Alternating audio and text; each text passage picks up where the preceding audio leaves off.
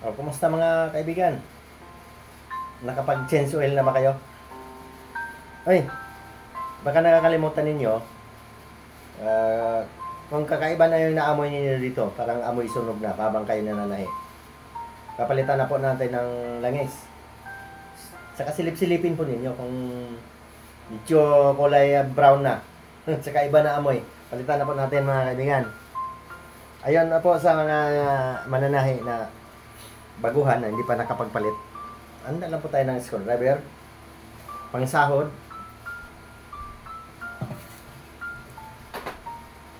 at itiwarik ang ating makina.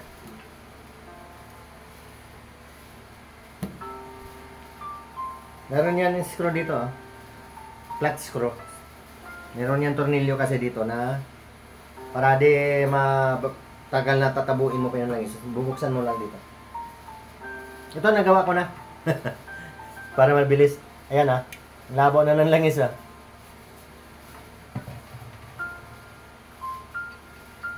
pag tapos na ano mo na yung langis dito, pupunasan mo pa ito kasi may maraming kalat. Tapos ibalik na yung tornilyo. Ayun po sa mga pero yung mga matagal lang mananahi, alam na po ninyo yan. Kaya lang kung minsan, kaya ko sinabi, nakalimutan ninyo, marami kayong tahi. Ang palatandaan po yan, nangangamoy amoy sunog na. Pagka lumang-luma na yung langis niya.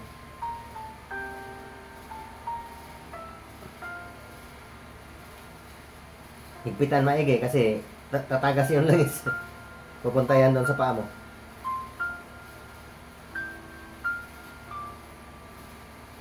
Wag naman masyado, baka hindi na mabuksan.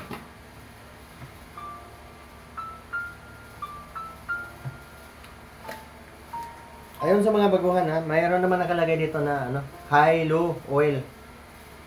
Kailangan tapat mo lang sa gitna. Wag naman high, wag naman low.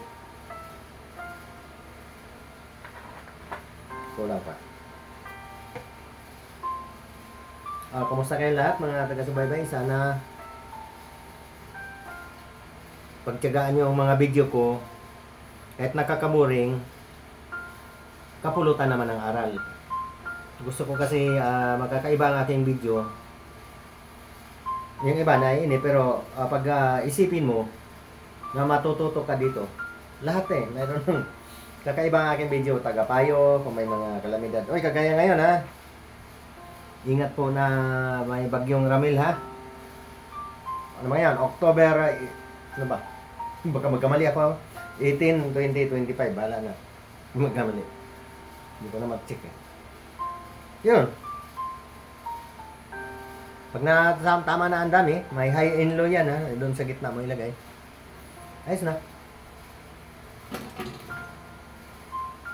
Saka sabay na rin natin linisin tong niya. Tuwing linggo dapat ang ating makina ay kukondisyonin. Bubuksan dito yung plato. Kasi marami yung mulmul doon sa may ipin. Kasi lalo na kung ang tinatahi mo ay lagay sa amin, mga plastic ginagawang bag. Marami pong magiging mulmul doon sa may ipin niya.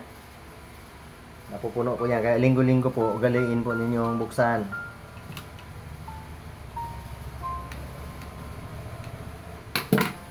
At babrasin lang yan. Lahat lang mga kasulok-sulukan doon sa ilalim, babrasin yan.